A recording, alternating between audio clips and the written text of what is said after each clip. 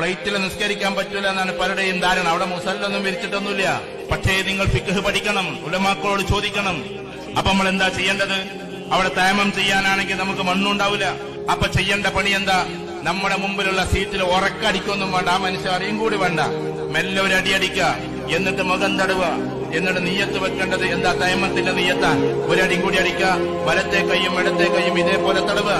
എന്നിട്ട് കാലൊന്നും തടവാൻ പോട്ടെ. ചില ആളുകൾ കാണാൻ ഇങ്ങനെ പിടിച്ചിട്ട് കാലൊക്കെ തടവണം. തയമ്മത്തിന് കാല് തടവലില്ല.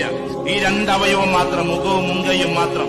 എന്നിട്ട് അവിടെ ഇരുന്നോണ്ട്, ഈ ആൾക്ക് ശല്യമൊന്നും വരാതെ ഇരുന്നോണ്ട്, ഉറക്ക പാത്തിയോതണ്ട, ഉറക്കതാക്കണ്ട, മെല്ലെ ചൊല്ലിക്കൊണ്ട് നിസ്കരിച്ചോ. എന്തൊരു രസമുണ്ടാവുന്ന ആകാശത്തിലൂടെ സഞ്ചരിക്കുന്ന ഫ്ലൈറ്റിലിരുന്നിട്ട് 100-400 ആളുകൾ സഞ്ചരിക്കുമ്പോ നിങ്ങളിരുന്ന് നിസ്കരിക്കുകയാണ്. അള്ളാഹ്ക്ക് എത്രമാത്രം ഇഷ്ടമായിരിക്കും അത്. വായുലോകത്തിലൂടെ പോകുന്ന ഫ്ലൈറ്റിലിരുന്നിട്ട് പ്രാർത്ഥിക്കുന്ന നിങ്ങളെ ജഗനിയന്താവായ തമ്പുരാൻ എത്രമാത്രം സന്തോഷത്തോടെ